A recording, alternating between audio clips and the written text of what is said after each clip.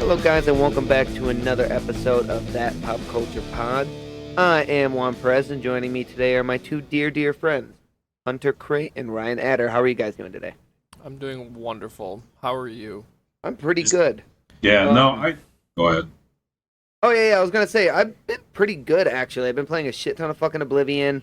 Me and Jess had, like, an amazing lazy day yesterday. Yeah, I don't have a whole lot to complain about, dude. I wanted to talk to you guys about a little bit of that Star Wars stuff, but what have you guys been up to? I've been Yeah. reading a lot of manga. Which one? I've been reading the Destroy All Humans, which is the Magic the Gathering one, and then I've been reading Tokyo Ghoul, well, rereading it, but I haven't read it since like high school, so it's pretty new to me again. So that's pretty exciting. I've been enjoying that a lot. I've been knocking out about one book a night or so. Jesus. Oh, wait, are they, like, not compendiums or anything? They're just, like, the smaller? Yeah, they're like the individual Oh, books. okay. Yeah, that's kind of what I assumed. I've been reading manga on my phone for about like 2 years now. So like I don't know if you guys know or anyone who's listening to like the podcast. Shonen Jump is a app. I think it's like $2 a month, and you get access to all of the shonen anime. So like for me, I read Chainsaw Man weekly when it comes out. So I like to read that on Tuesdays when it comes out around 11.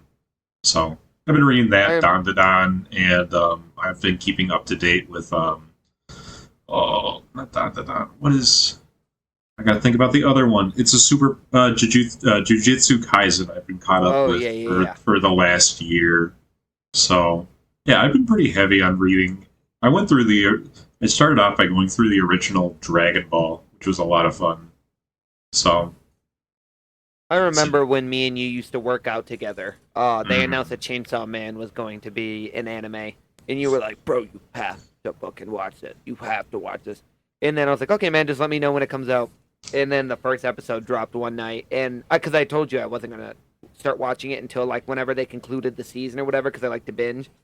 yeah, And you were texting me every week when they dropped a new episode, and I'm like, he's really fucking gonna make me watch this week to week, dude. I wanted to watch it so bad, but it's so hard to do week to week. I don't even know why I was trying to tell you to watch it week to week when like the week to week was really not worth it. I ended up like taking a break with it until it fully launched. And even now, I don't know if you guys saw, but there's a new thing where I believe there's going to be a tariff on movies made outside of the U.S. So, like for me, the next part of Chainsaw Man is supposed to be a movie that's released in like later this year.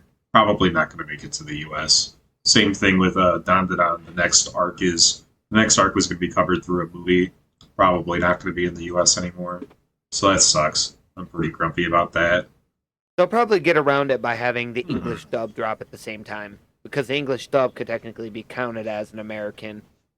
Which that doesn't make any sense, because that is like a completely well-known thing, established all the way around the world. Hollywood literally rules television in every single country across the world. What the fuck do you need tariffs on that for? I don't know. I really don't understand it. It's really not like we've had like that large of an impact of newer movies coming out, like that are like foreign, like Parasite, like I guess, like Netflix, like Squid Games and stuff like that, but really doesn't feel like a big enough issue for them to escalate like this. I really don't get it. Like You they're guys even are talking thinking about this way too rationally is your problem. This has nothing to do with rational thinking or logic. I know. It's an emotion. It's an emotional response. So, video games, not super stressful. Actually, anime. I don't know if I told you, Ryan, if I had started after the last time we recorded together. I never finished Fairy Tale, and I stopped watching it because I was watching it and I broke my arm, so I started hating it because I was in pain when I watched it, and I just like associated that together. I started watching that again, and that's actually been really interesting to watch another anime from like the mid 2000s. I am very happy at how anime has progressed from that time era, Yes. if I'm being honest with you guys. Well, technically, I guess it would be manga from probably the 90s, early 2000s, but I obviously don't read the manga because I don't really have enough time to read outside of work. But Mm-hmm. I found it very kind of refreshing to go back to like what anime was like when I was younger. Yeah, Because I definitely. grew up watching it. Like me and Julian have talked about, we watch Saturday morning anime, so it's like I've Yeah. always been watching it. So it's like really cool to go back. Well, like I said, I'm so happy anime isn't like how it used to be because a lot of it's just cringy and annoying. But like it's a Yeah. little refreshing, like comforty. You know what I mean? No, no, no, 100%. Like there's 100% a market for comfort shows, and like I definitely think like that going back and like playing older things or watching older things, you do have to go into it understanding like it's a little bit clunky looking at it, but like there still is like that sentimental value. Like my old roommate Ed, shout out Ed, he used to watch a bunch of old like animes like Digimon and stuff like that. And I gotta say, Pretty punk they rock. yeah, they look like shit now. But it's still fun to watch them. You know what I mean? It's still got like going through the original Yu-Gi-Oh was painful at some points because it's just so slow. But it's Well, still graphics it's still and pacing enjoyable. don't typically bother me. It's just like the cringy tropes that they used to No, perpetuate a little bit 100%. more back in the day. Like, The perverted guy I think in it was every just like anime. more cringe. The What's shonen that? slowness kills me a lot of the time. Is my issue. I don't know if that makes sense. No, I get it. I get what Yeah. you mean. Hmm. I love shonen anime. I like it's literally what I grew up on. I grew up on watching Naruto every now and then. Like so, it was fun. Best anime ever made. Yeah, I still need to finish Shippuden. That's a whole other topic. Yeah, see, Shippuden makes the original Naruto look like booty cheeks. Well, I Well, the way watched. that I describe it, because I got my friend Dylan into it. Him and his girlfriend started watching it at my request, because he doesn't like to watch long animes. He only likes the short and sweet ones. And I got him into it, and the way that I try to always describe it is literally it's just Naruto Part 1 is Naruto, Naruto Part 2 is Shippuden. I'm so sick Mhm. of saying that all the time. I always just refer to it as Part 2 because it's literally one manga. That's all Yeah. it is. So it's stupid to have two separate fucking animes. It's just the animation studio swap, wasn't it? Or how did that work? I I think it think was it like was just because they made Naruto while they were still making the manga. gotcha. And then Shippuden, they took a very long break. They took like a 4-year break making filler. And then I think when they rebooted to start showing canon again, they started with a new show. Yeah, because they made a lot of movies in that time. I remember the one, I cannot remember the name of it, but it involves like it was like a winter area and a train. Yeah. Yep, Yes. I know what you're talking about. It And it was was sick. Cheeks. All of them were Cheeks. Yes, they're all cheeks, but like you talk about, like going back and watching something and it's just comforting. That's it. That's my one. Oh, yeah, I always get that. I had that manga as a kid, so like going back and watching it or like rereading it always hits home. Yeah, I didn't like Pokemon, but I did like the movies. So like if the original like first 3 or 4 movies are ever on, I'd watch them. Yeah, Like makes I'm sense. not into Pokemon at all, but the movies are pretty cool because I used to watch them on VHS. I'm literally sleeving Pokemon cards right now, which is funny. Hell So yeah. Pokemon, Hell yeah. Pokemon, the kind of rules. I'm not gonna lie, especially like the original seasons were yeah, very good and very emotional randomly too. Like the famous Butterfree episode and the Gengar that gets left in Lavender Town forever by his owner. Yep, I know what you're talking about. I think at the beginning of COVID, I had went back and watched. I think the first 60 episodes were on Netflix at the time, and I went back and watched all of them. I wanted to watch it in order, but it was like trying to track it all down at the time to watch it. It's like, I think I'd rather die than do that. Yeah, yeah, the it's pretty rough. the poor Futurama Gengar, if you know what I'm saying. God, that one hurts. That's funny, but that one hurts. Yeah, that shit tore me up as a kid Mhm. and I, as a 27-year-old man as well. But I don't know what it was. I think maybe it's because I got into anime that was a little bit more mature at the time, where like people were getting killed and blood and all that stuff. I just don't think it ever really particularly appealed to me. Plus, I like Digimon and Beyblades more. Oh, and Yu-Gi-Oh more. So it's like at the time it was really very Yu-Gi-Oh versus Pokemon, and I was way more into Yu-Gi-Oh. I mean, Yu-Gi-Oh, most of the stuff is like holograms. Pokemon, they're having real dog fights. That's way more brutal if you think about it. They're like, my pet dog breathes fire, you shoots electricity. Let's have them fight in the middle of the street, a crowded road. I'm anti-animal abuse. Well, you would I love guess I'm Pokemon. pro-animal abuse. Jesus, I didn't know that was not going to strike well with the crowd. This is controversial take, actually. We're standing over here going, no, not really. Jesus, God, I did not know. Out of everybody, I didn't think you two would be against that. Damn. Well, I'm pro. Pro-animal abuse. Yo, whatever it takes. No, I love animals. I'm just pro Pokemon abuse, I guess. Yeah, same at this point. Oh my God.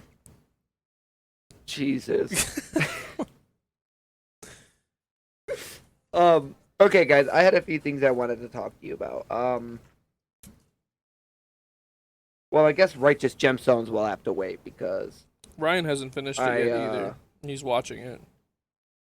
Yeah, we'll have to have our spoiler cast when Ryan's not around then because I'm so excited to talk about it. Yeah, for context, I have to watch the last episode tonight. It just came out yesterday, May 4th at like 10 p.m., but I was asleep pretty shortly after it aired, so I think I was sleeping before it aired. I'm like, this is not 10 p.m. for a drop is on a Sunday night. Are you for real right now? Yeah, that is crazy. Yeah, they do that with Last of Us where it drops at like 9, and I'm like, I'm not. I'm in bed, dude. This is how Oh, 9's fine with me. I could at least start the episode at 9. I ain't starting it and not finishing it, dude. That's crazy. Oh, I love it, dude. I'll be like, my eyes will take like 1 second longer to open up, and I'm like, TV's off, baby. I'm going to bed. And then I annoy Jess for another 20 minutes, and I go to bed. Legendary, really. Very true. Well, since you were talking about May 4th, I know you guys haven't watched this, but it was like Star Wars Day yesterday. So they dropped, like some new stuff, and one of the ones that I was really excited for was Tales of the Underground, which is like in their Tales of series. I think the first one was Jedi, the second one was Empire. But the picture was like Ventress and Cad Bane. So those are like two of my favorite characters in the Star Wars universe. So I was like, I definitely got to watch those. And I think every episode was 16 minutes max, and there's 6 episodes. So me and Jess watched in like maybe an hour and a half, if that. I really, really, really liked it. I think we don't get enough Ventress content, personally. Not consistently, at least. But I mean, I was really happy that it's like they got right to her at the very beginning. That was really cool. And then they do some Cad Bane stuff that, I mean, I don't know if it was really particularly necessary, but I mean, it was fun enough to watch. But I was texting Hunter about it yesterday that just seen just how despicable the most popular bounty hunter in the world at that time was. And sometimes it's really hard to be like, oh, I really like this character, and then they do something so disgustingly vile that you're like, okay, well, I don't like them like that. I just think they're an interesting character. You guys have any characters like that? Yeah, pretty much all the characters I like in anything. Yeah, that's my problem. Eren Yeager, Paul Atreides, Anakin Skywalker. He didn't do anything wrong. There's a couple.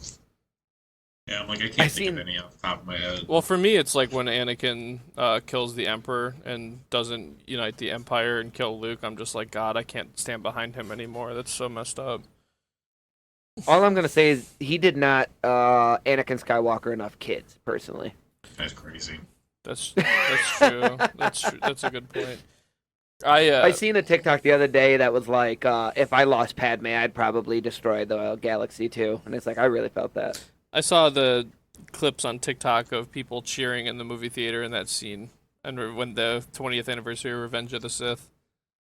Legendary. Yeah. But I also like all of like the really evil people. That's tend to be my thing. Like I can really like what the character brings to the like forefront without liking them as like a person, and I think Jess has a problem like disconnecting that. Because like I like Admiral Thrawn a lot too, but he will literally bomb an entire world if it makes it, like if it does his objective job, that like his objective he's looking for. I think, And obviously Anakin was murdering children like all the way until Luke was like, "Hey, maybe we shouldn't do that anymore." And he's like, "Oh yeah, you're right. I'm saved and I'm going to Jedi heaven now." I think that there's a big difference between like liking a character and thinking what they did or do is good. You know, like I think it's fine like- to. It's more so like an issue when people are like, "No, Anakin's the actual complete good guy and has no issues," or like Paul Atreides is completely good and there's no nuance, or Eren Yeager. Yes. It's like you can I like all those characters, but I also recognize that they are kind of characters that exist to teach lessons. You know. I mean, was Eren Yeager really wrong though? Yes. Why he was grumpy and he was doing what he was doing, especially against the first country that he went to and was killing all those people. Everybody else, I don't know if that was completely necessary, but the very main country he went to, I got that. Well, there's a lot of stuff after that too. You know. I was gonna say, I was gonna say is that it's like the big difference is like it's exactly what Hunter was saying, which is like you can like a bad character, but do you like if you are like I agree with this person and what they're doing, they are the good guy. That's an issue. Like there's so many times Yeah. we went and talked about Breaking Bad at the end of it, and people are like, "But Walt's a good guy. Why'd he die?" Shut up. He's not. Shut up. Legitimately, that's like the only argument is that he's not a good person. That's it. There's also You really can't. I was just gonna say there's also a level of like a lot of villains are tragic characters, so like you can kind of feel for them, but there's always a point of disconnect where you're like, okay, that's kind of the moment.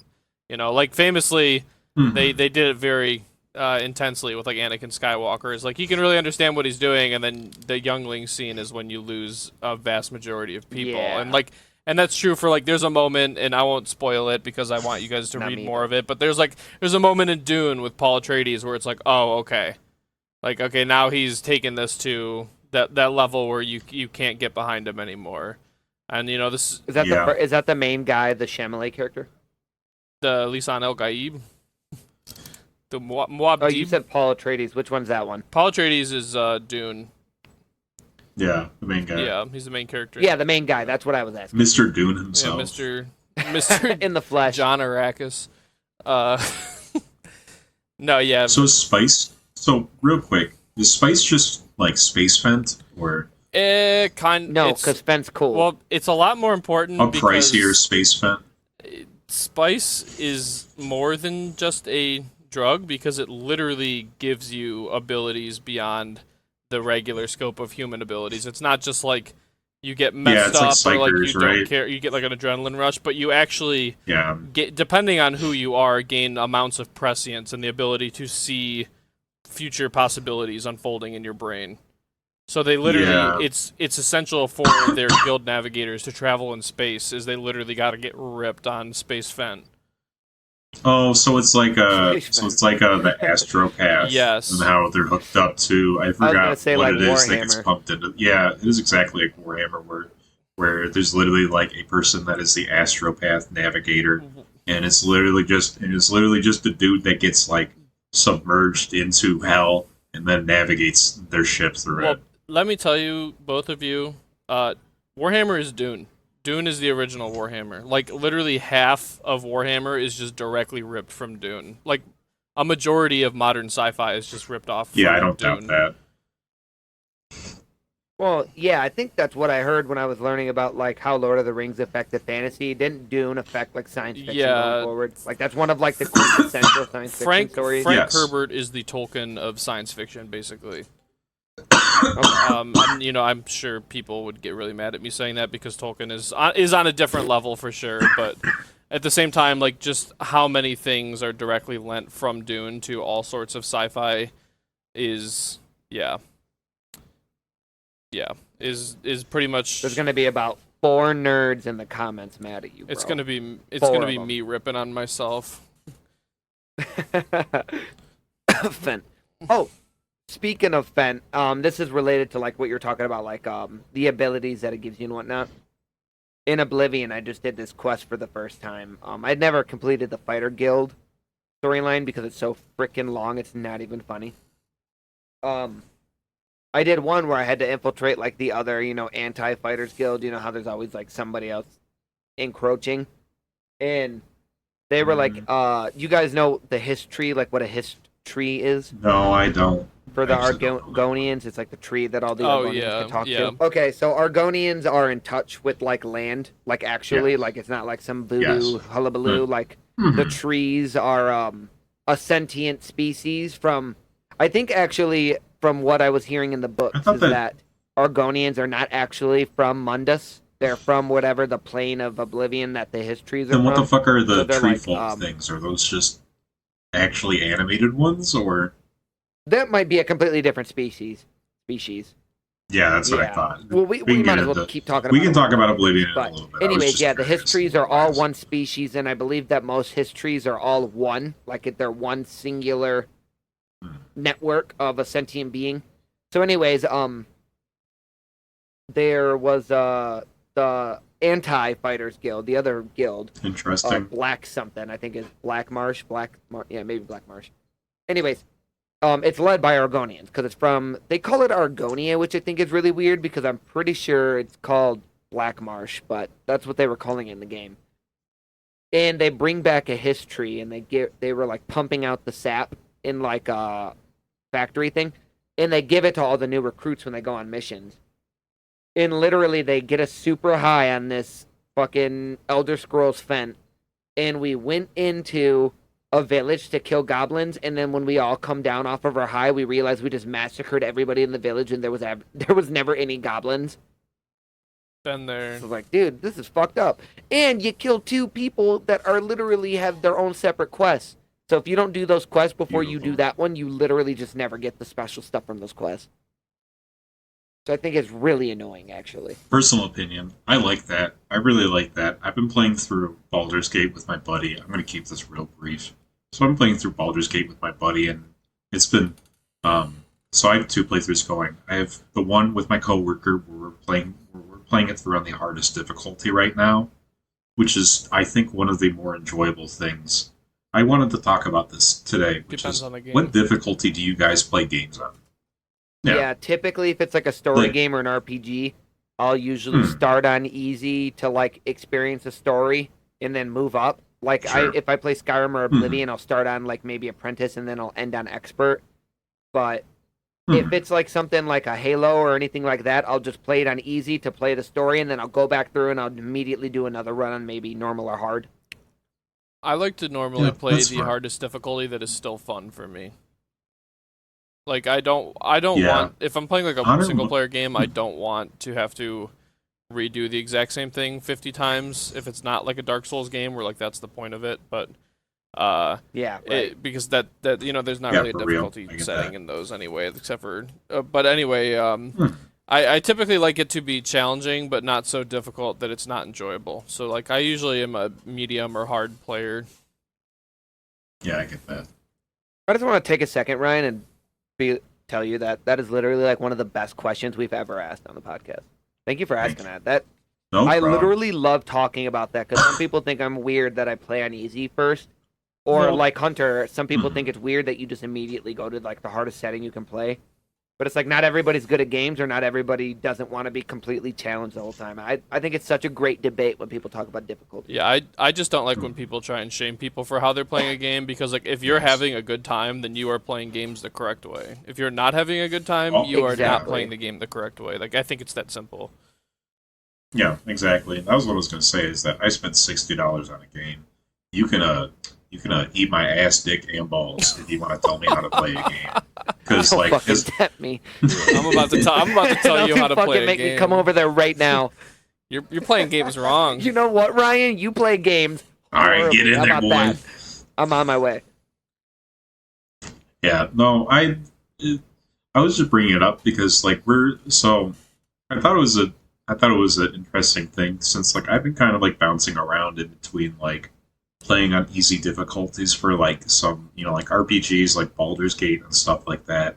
Like on my solo playthrough of Baldur's Gate, I played it through on standard difficulty, and I hit a point where I got stuck for like 3-4 hours, and bumped it down to like Boo Boo Baby mode, and I felt kind of guilty about it for a while.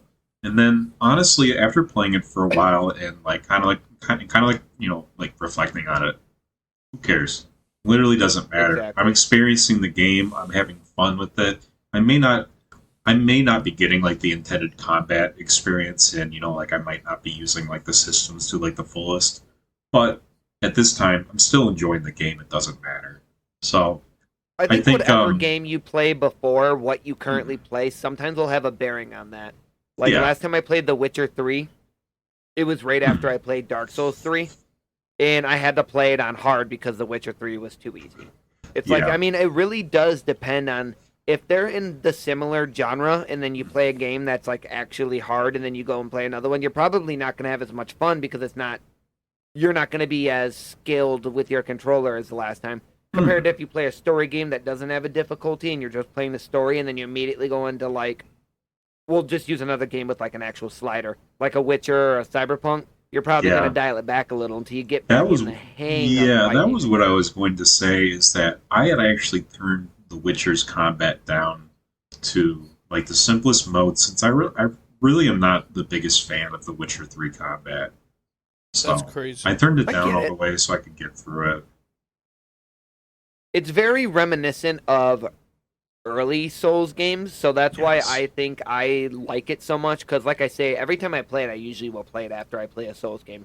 But that I guess that doesn't really count because I play Souls games every year. I might do a rerun of whatever game.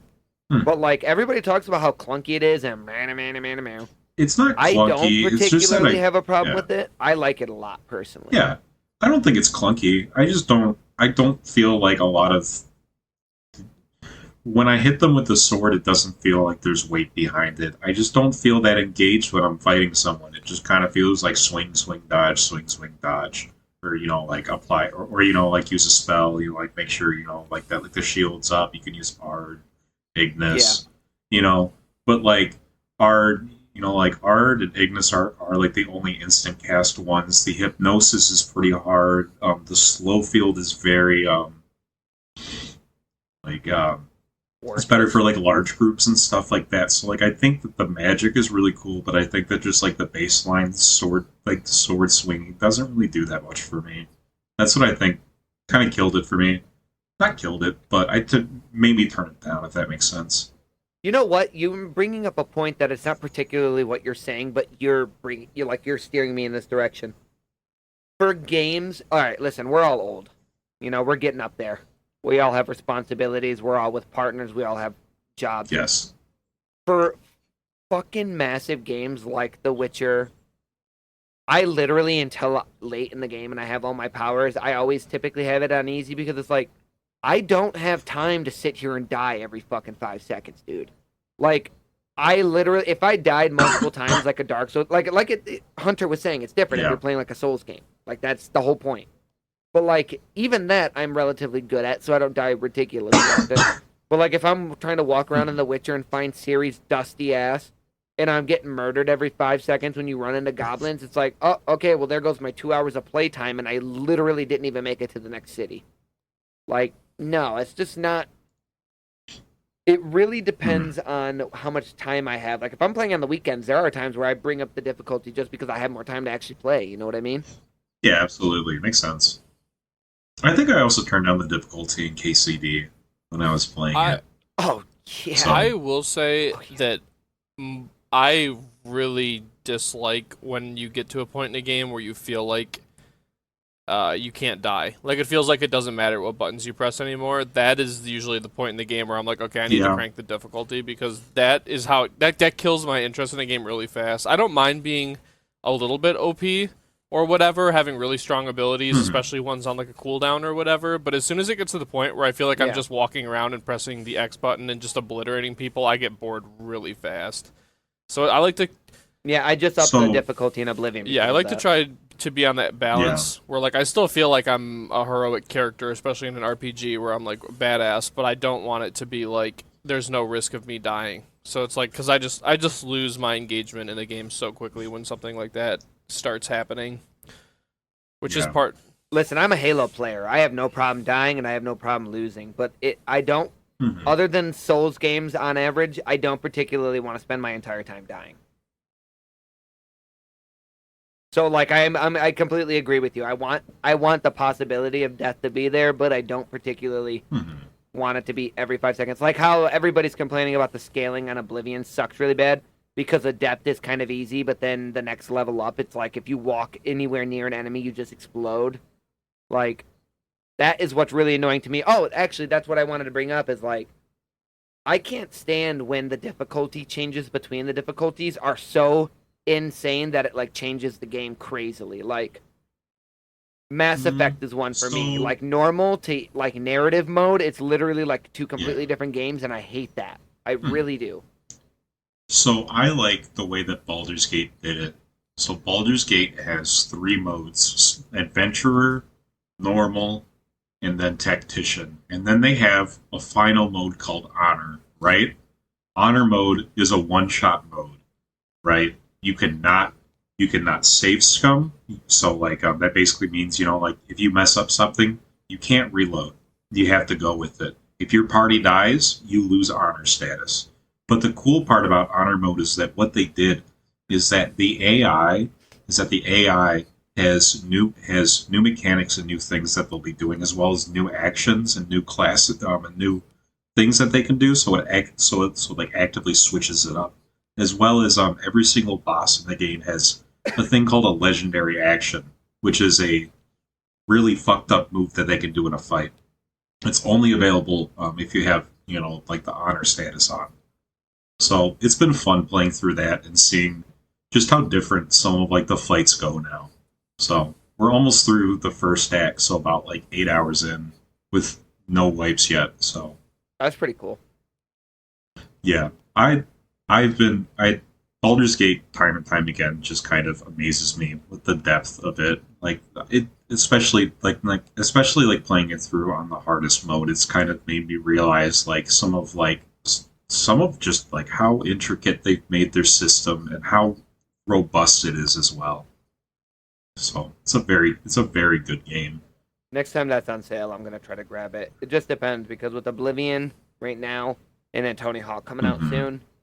Yeah, dude, my summer's gonna be. Well, at least GTA isn't coming out. We're hitting 30. I was just about to bring that up. Well. I was about to say, there's 2 things that I want to talk about today. We can get into GTA 6, and I also want to briefly talk about Expedition 33. Since last time I was on the podcast, I was, you know, talking nonstop about, oh no, this game's going to be a blunder. It's going to suck because of Oblivion.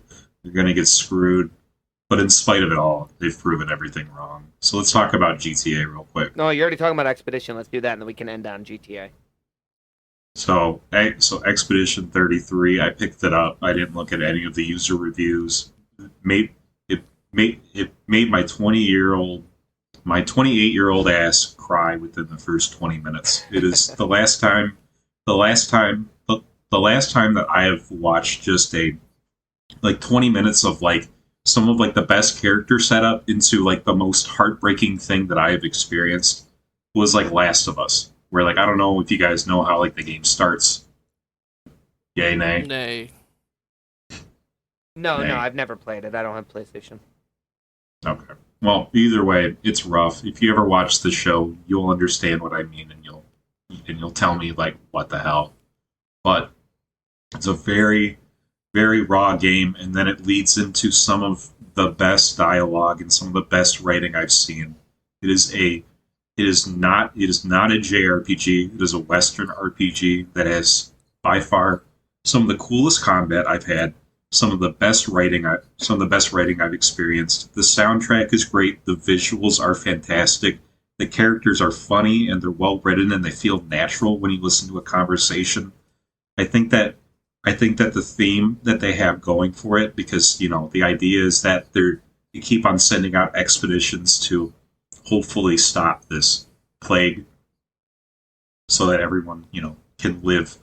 And the theme of we continue, or we're doing this for the people after us, is shown through and throughout the game. And one of my favorite things is, in a turn-based game, when you finish it, right, it goes and shows, the XP and, the items that you get, and then it says continue at the bottom, right? Uh-huh. It says we continue. It's one of the smallest details, but I noticed it after 15 hours, and I'm like, I fuck with that. That's cool as hell.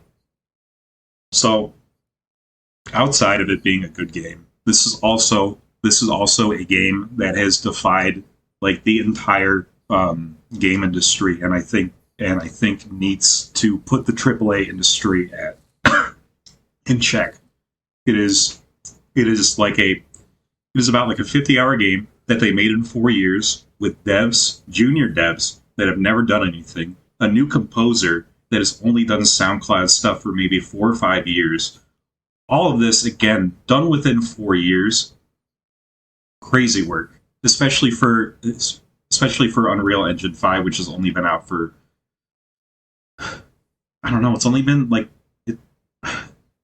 or 4 been about years? 5 years. Oh, Yeah, 3, yeah. 4 years. We've been seeing demos for it for a long time, but it hasn't been on the market. So they had a early dev build of it, I'm pretty sure.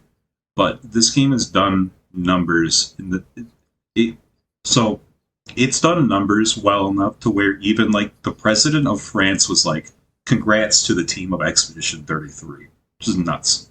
That's crazy. So I've said a lot of things. I think for anyone listening to this podcast, even if you don't like turn-based RPGs, play the damn game.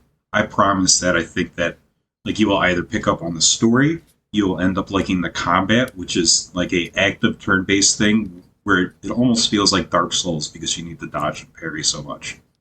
Oh, okay. The systems I are really depth. like that. Yes. Well, Watch not the parry combat on so it, much, dude. but I love a dodging game. So you can either dodge or parry. If you dodge, you have a bigger window. If you parry, you get a extra action point in your turn. Oh, okay. And if you full parry something, so if you full parry their whole combo, you also get the counter attack. So it is worth it to learn the timings of it. Okay. Yeah, I definitely plan on picking that up probably the first time it goes on sale because your recommendation of it makes me want to play it really bad. Yes. It looks pretty awesome. It is fantastic. It is the best writing I've seen in a game. It is the most fun I've had with a RPG since I played Persona 4 for the first time. Pick it up. Holy shit. It definitely is a once in a lifetime game, and I also want to give them props because literally in the face of probably one of the biggest game launches this year, they still basically came out on top in terms of concurrent players right now. It's more than Oblivion. They are doing fantastic for their first team and their first venture into this. Well, I'm sure it probably captures a lot of the same audience too. So it's a lot of people might have Oblivion on Game Pass, purchase this, and was like, "Oh, I'll just finish Oblivion when I'm done playing this 40-hour game," because Oblivion's a 250-hour game. Yeah. So it's I'm sure it's probably similar people with similar tastes is playing both of them. But I've heard a lot of good stuff about it. Your recommendation is probably going to be one of the main reasons that I get it. Just a quick update there. But I'm just not buying games at full price anymore. So next time it's on sale, if you ever see it on sale, make sure you let me know because I'll make sure I scoop it. Yeah, 100% I will. All right. Hunter, tell us about GTA 6. Did you read the whole thing that they were talking about? I just read that they're pushing it back until about a year from now. Was my big takeaway, to be honest, which I know they're doing for development reasons, I believe, but I have no problem with. yeah, by the me way. too. Same. I have it up right here. Do you want me to read it? Sure. All right. Rockstar Games. GTA 6 is coming out May 26, 2026. I wouldn't put a pin in that if I was anybody. Grand Theft Auto 6 is now set to release May 26, 2026. We are very sorry that this is later than you expected. The interest and excitement surrounding the new game has been truly humbling for our entire team. We want to thank you for your support and your patience as we finish the game. With every game we have released, the goal has always been to try and exceed expectations, and GTA 6 is no exception. We hope you understand that we need that extra time to deliver at the level of quality that you expect and deserve. We are looking forward to sharing more information soon. I got this text from, well, we both got this text from Ryan last week, I think maybe Thursday. And he was like, yo, it's coming out. And I like almost shit my fucking pants. I literally was like, what the fuck, dude? And then it said 2026, and I was like, oh, Ryan thinks he's so funny. It's just and selective then you literally reading. texted me as I texted you. You were like, oh, shit, it says next year. Yeah. And I was like, I know. I was just about to say Selective that. reading for me. I was so hyped up for a minute. I'm like, there's no way they're just phantom dropping. Because I'm pretty sure I was talking to Hunter or somebody about it, which is that I don't understand why they need to have any press for GTA 6 at all. Like, if they just dropped it today, they would probably get the same sales that they would anywhere else. Because just, word of mouth. Oh, yeah. Absolutely agree. So. Yeah, I don't know. I think it's probably always a safe bet to, especially by going on how the game industry's been going. Me and Hunter have talked about a lot. It's always safe to just be like, if it's not 100% of what you want it to be, just fucking delay it. It's perfectly fine. I know you're going to have the 0.01% of chuds commenting about how you let them down, they're going to kill their family, blah, blah, blah, blah, blah. But, like, I would rather wait. I don't care how long I have to wait. We've already waited this long for GTA 6. I don't care if I have to wait a few more months, another year, as long as it comes out good. Because you could be like Halo Infinite or Starfield, delay an entire year and a half, and both games are still absolute dog shit. So it's like, take as much time as you need. Don't rush it out. They don't owe us a date on anything. The fact they even gave it a date is crazy. They should have just said it's going to be out next year. That's why I think it could change again. And honestly, it's Rockstar. They'll give us a big middle finger and be like, it's going to be out at this point. So Yeah, for real. But, like, I don't really care, dude. Take your fucking time. A good game will always be... Like, look at Cyberpunk. One of the greatest games ever made. You literally can't talk about it without somebody talking about how bad the launch was. Like, I will fucking strangle people when they do that. But that's what happens when you don't take the time that you need.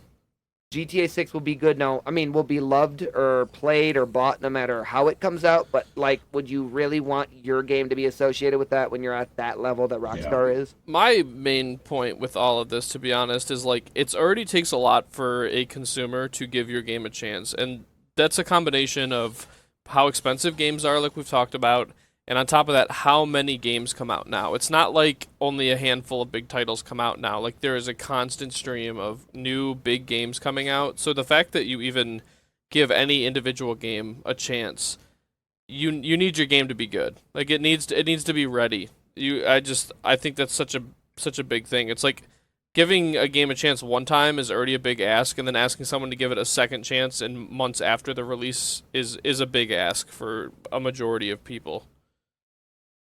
I agree very much. So I think, especially when you have like kind of like a reputation to stand, like live up to, because since 1999 they've been dropping beloved games. I mean, even their other studios that they don't particularly have hands on, like all the Max Payne games, Bully, all that stuff. These games are all beloved. Like literally all of their games, the majority of people who play them love them. I could understand that you're like, no, it's not ready, so we're not going to do it. And also, it's a very, let's be honest, GTA is a very current game. A lot of the writing, a lot of the missions, a lot of the stuff you're doing is very much like you're going to enjoy the game a lot more if you understand what's going on around you. You have some sort of, social awareness. So when they're getting the amount of just like, what is it? At this point, America's writing the jokes itself. Like, they probably, on top of the fact that it's probably not ready, they probably want to add in everything that's going on this first year of everything that's going on right now and put that in their game because they're going to make so much money on it. You know what I mean? Like, GTA 5 is a good example. When they were legalizing weed all over the country and they were starting to do it here and there, one of the biggest jokes you hear on every radio station is legalize cocaine.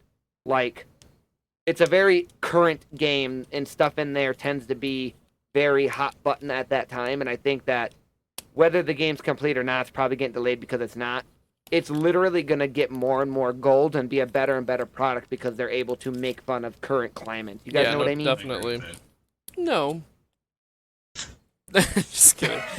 Yeah, no, it's definitely, it's also does put them in a little bit of a crunch though, right? Because any of these jokes they've written, you know, if they release it in a year from now or 2 years from now, they might just miss the mark. Exactly. So I bet you stuff might not even make it in. That it would be really funny now might not be funny then, and stuff that we don't even know about might be the biggest, funniest mission or joke in the next, when it comes out. Like, I get what you mean, and that's why it's like when you wait. I mean, it's always just better. I mean, we've already talked about it, like you were talking about with the constant stream of, honestly, let's be honest, the constant stream of trash that's coming out of video games nowadays. Like, if I made anything that I had even the slightest care about, like this podcast, like me and Hunter did 2 fucking months of testing this before we even felt comfortable putting it out. Like, if you have any passion for what you're doing, it's always better just to wait until you feel like it's ready. I don't think there's anything wrong with that, and I'm not going to fault them for it.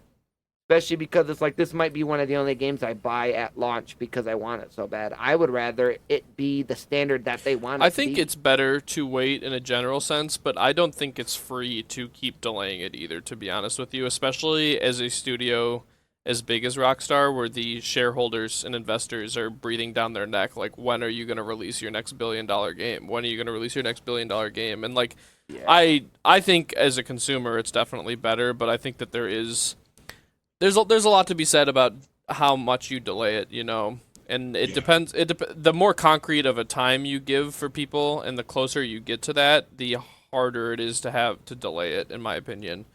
Because, like, if it would have been right before it was supposed to release and they delayed it a year, I think people would have lost it. So, like, I think that one piece of this is to be honest with your development process and be like, we thought the game was going to be there, but we're 8 months from launch or whatever, 6 months from launch or whatever it was supposed to be, but we feel like we need at least twice as much time. And just being honest, I feel like as a studio with the consumers and the people who love your games goes so far. Yeah, and that's why I think it's crazy that they gave it like an actual come out date. It's like, maybe you should have just kept that in your pocket in case it, because if they say it's going to be out next year instead, hopefully early next year, and then it doesn't come out until fall of next year, they'll get way less heat than saying it's going to be May 26th, and then next February they're like, hey, just kidding, it's going to be September maybe they don't 26th. have a choice. Like, same thing I was just talking about. Like, right. there's deadlines when it comes to. They were talking about one of the most expensive games to develop of all time too. People want their money, they want their return. Like, part of the reason I heard that Cyberpunk got launched in the state it was in was because it was a forced release, because it was so expensive to make the game. Well, yeah, you also have shareholders behind it. It's one of the biggest things of having a publisher. No, that's kind of what I'm talking about. Is like, it's not just the people who should have the most say in making games, which are the actual people who are developing it and testing it and working on it, typically have the least say at the end of the day as to when the game is released. True. Yeah, it's very true. True. Also, let's be honest, too, with the way that things are going and the way that games have increased from $60 to $80 to $90, they might even be delaying it to make sure the $80 thing sticks and the $90 thing sticks. Like, I mean, who knows? There could be a plethora. Well, maybe they want to... this might maybe they want to get the jump, and it's like, oh, games are $80. Well, ours is $100 because it's Rockstar. Yeah, people were saying that last year, and I thought that was crazy, but now it's really not that far off. Now that Switch is like, no, physical will be 90 no matter what. I don't know, but we're coming up on time. There was one last thing I wanted to cover, just a tiny little bit of news. Xbox is raising the prices of everything in their portfolio. All the Xboxes are going to be going up about $75 to $100. The controllers are going to be going up $25 to $50. And it follows that trend. I'll post a picture in our post when the episode's up. But I was telling Hunter that this is like the first time in history that a mid to late generation system is going up in price. Like, that is the state that video games are in nowadays. And it almost makes it like, I could always find a newer, cheaper hobby. Like, I have enough video games. I don't need to keep buying them, if I'm being honest with you guys. I'm definitely glad that I have other hobbies I enjoy as well. Because if average game releases keep getting more expensive, I will definitely only be engaging in games with like indie games on Steam and cheaper titles or sale titles and stuff like that, or just do other things. Yeah, my main thing that I try to like talk about when I talk about this is like, this stuff's not food. This stuff's not gas in my car. Yes. Like, I don't need to buy a video game, believe it or not. Agreed. So it's like, if it comes down that I can only afford one new video game a year, and it is what it is. Like, I have so many games I haven't played already. I could probably spend the next few years playing. Unless it's like I do not need to buy unless it's Pikmin 5, and then I need that as much as I need air, gas in my car, or food. So $90 is not enough. Yeah. I will actually spend 120. I don't want to talk about how much I would pay for a well-working Pikmin 5. You know what? Give me the beta. I don't even care at this point. Yeah, that's on the podcast right now. I'm just kidding. All right, guys. Do you have any other final comments? Yeah, for I us? have one last thing I wanted to say. I'm going to Illinois this weekend to play in a big Magic tournament, so I will update y'all on Monday as to how this goes. This is one I'm not super well prepared for, just because I've been so busy and a little bit out of the loop, so I'm mostly just going to go with my favorite deck, have a good time, hang out with some friends and stuff like that, but I will update y'all on how it goes. Hunter, You're gonna do amazing. We gotta talk very briefly after this, because I apparently have a free weekend for Mother's Day, so I might be down to go. Okay. So, we'll talk. Sounds good. So I may They don't also wanna be fuck there. with me So around. They hate me. yeah. So Hunter will update you, but we'll update you guys next week on if I go. Hell yeah. Well, you guys are gonna do amazing, and I know everybody thinks the same too. I don't think so, but we'll see. I appreciate you guys. I'm gonna win. I'm gonna beat Ryan round 1, but I'm gonna win. You're gonna put You it. know, there's got to be losses in war. I will not tell Yeah. you how many times that my friend group has gone 5, 6, 7, 8 hours away from home to play a giant Magic tournament, and one of us gets paired against someone that we play against every week at the LGS. That That's sucks. so annoying. Yeah, it happens. It happens basically 100% of the time. I don't know why, but Me running They into hate the you guys. They don't amulet wanna see Titan you player. winning. delicious. All right, guys. Well, follow us on all social medias. Make sure you keep up on the episodes. We didn't get to any questions this week. We apologize. Me and Hunter will definitely go and do like a mass, respawn at the end of next episode. And also, hopefully, we'll be able to talk about Righteous Gemstones. You got anything else for us, guys? Next week's going to be a longer episode because we're going to probably do a spoiler cast for the Righteous Gemstones last season, and we'll be True. talking about the tournament I'm going to. Yeah, it'll be great. So looking forward to chatting with y'all again. Yeah, it's gonna be great. Happy Cinco de Mayo. All right, y'all. guys. See ya. Thank you for listening.